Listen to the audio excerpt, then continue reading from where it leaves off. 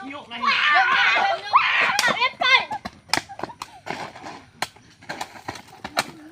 อ้ยเตดีนะกระบอกเนาะโอ้ยหย่าเอ้ยเล่นทารถ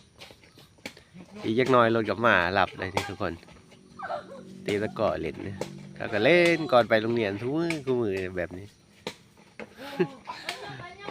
บรรยากาศตาม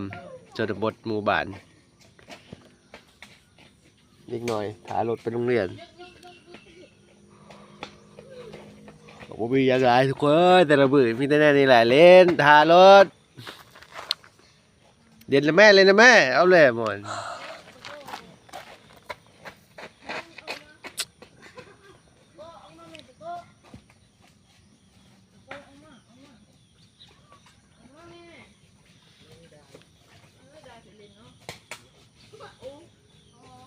จบเลยนะนี่จบเลยเจ๊